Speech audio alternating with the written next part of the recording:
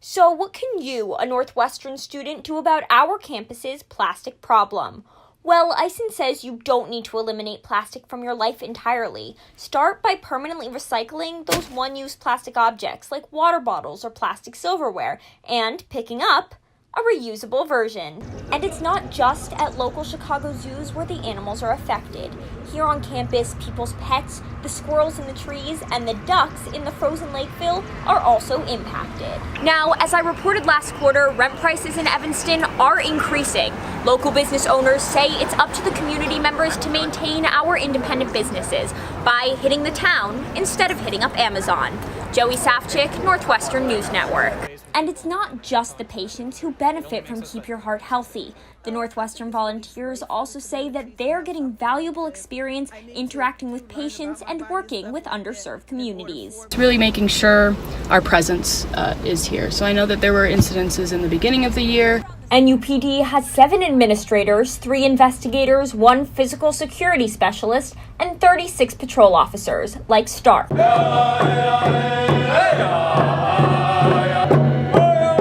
A song, followed by a prayer, and later, a bonfire, all in commemoration of the Sand Creek Massacre.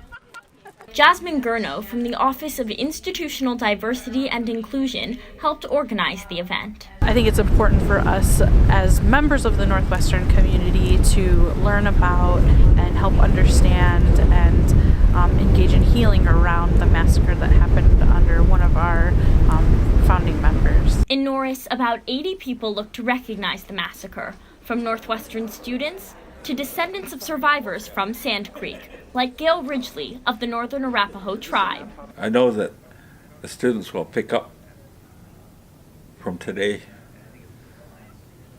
to explore more. Northwestern's campus sits on the homelands of the Council of the Three Fires, the Ojibwe, the Potawatomi, and the Odawa. As a Native person from the city of Chicago, as an urban Native, I think it's important that I'm here to support. A short film provided background on the massacre, speakers shared personal insight, and at a Lakeville bonfire, attendees threw sacred tobacco patches into the flames. Ridgely lives in Wyoming, but has traveled to Evanston to honor his ancestors in this commemoration for the past 3 years. The more you talk about it, it's part of healing, part of the process. The commemoration concluded just the way it began, with a song and a memorial prayer in remembrance of what was lost more than 150 years ago. It's been a wild few weeks for one Northwestern fan whose school spirit pierces the heart and the ear. This is senior Emily Harriet at Sunday's Northwestern women's basketball game. She doesn't stand out too much in the spirited student section. But this was Emily at a football game a few weeks ago. For the past 3 years, it was hard to miss her shriek at Northwestern athletic events. It's just so high energy, like the players just care so much. It's so fun to be like in that atmosphere. But that came to a screeching halt earlier this month, when Emily received a phone call from NU Athletics. She was asked to please stop the shriek, but wasn't told why. It was something that I've been doing for the last 3.5 years, so like, I don't know about you, but if you did something for 3.5 years and then you're told to stop, like it's kind of like, oh, huh. A little surprising, you know? But that phone call doesn't stop Emily from cheering on the Cats. She is the president of Wildside, NU's official student section. Wildside's marketing director, Ariana Anaya, says no one loves Northwestern more than Emily. She's been dedicated to Northwestern athletics for 3.5 years, almost 4 years now, and she has decided not to quit because of this one obstacle. And if Emily could bleed purple, she would. She has a purple water bottle, purple nail polish, and types in a purple font, often signing off emails with a Go Cats.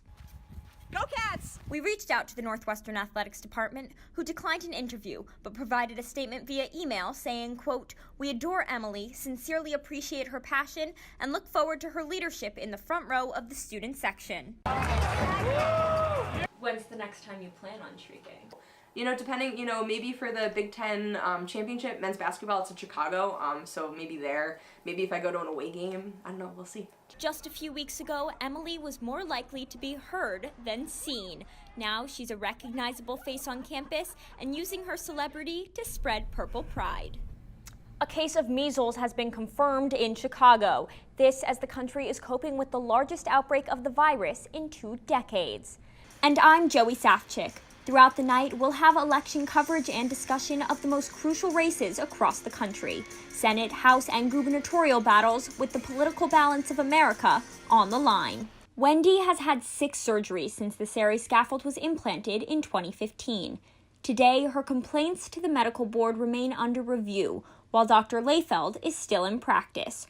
Joey Safchik, NBC News, Los Angeles. It's our job as reporters and dutiful citizens of democracy to ensure the public knows who they're electing.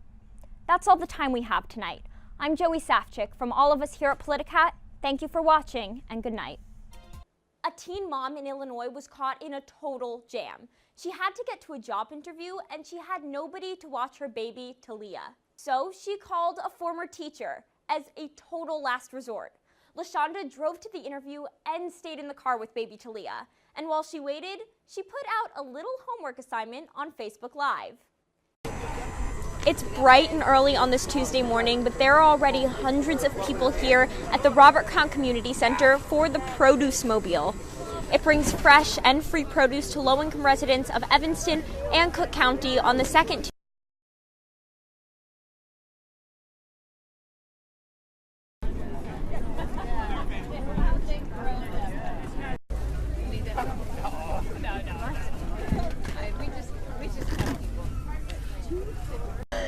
This is Mary Beth. She's one of the organizers of the Produce Mobile. Mary Beth, why do you have the Produce Mobile here every month for 6 years? Because we're trying to feed the hungry people in the Evanston area. Anybody who is a member of Cook County or lives in Cook County can come and get produce, and so we get people from North Chicago, from Morton Grove area, the western suburbs, and the north side of Chicago, as I said. And they're hungry people.